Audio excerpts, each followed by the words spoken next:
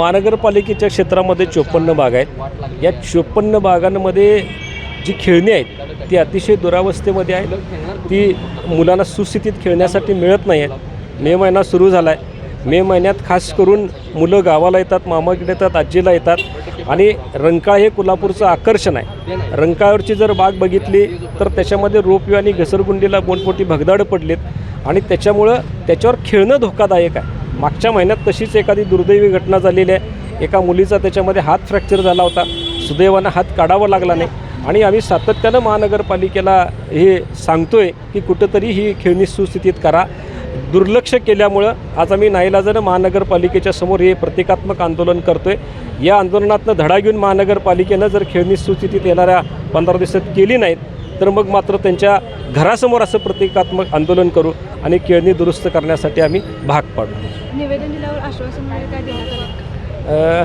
कालपासूनच खरं तर अधिकारी सातत्यानं आम्हाला सांगतायत की आम्ही करतो, पण कोल्हापुरी हिसका दाखवल्याशिवाय हे अधिकारी वटणीवर येत नाहीत हे आम्हाला माहीत आहे। त्यामुळं आम्हाला खात्री आहे या आंदोलनाची दखल घेऊन अधिकारी लवकरात लवकर खेळणी दुरुस्त करतील। शाळेमध्ये आम्हाला एक कविता होती, छान छान छान आमचा बाग किती छान। पण कोल्हापूर महानगरपालिकेच्या बागांची अवस्था अशी झालेली आहे की सर्व खेळणी मोडकळीस आलेली आहे।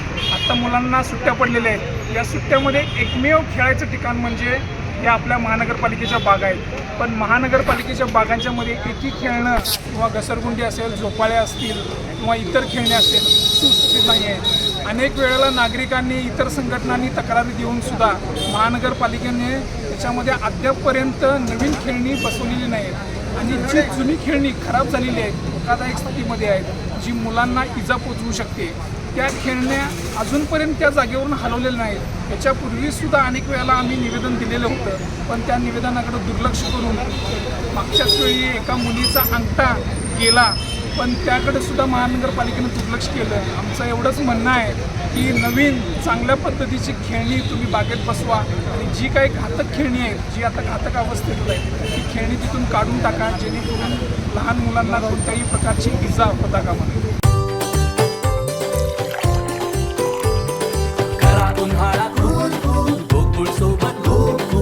गोकुळ सोबत गोकुल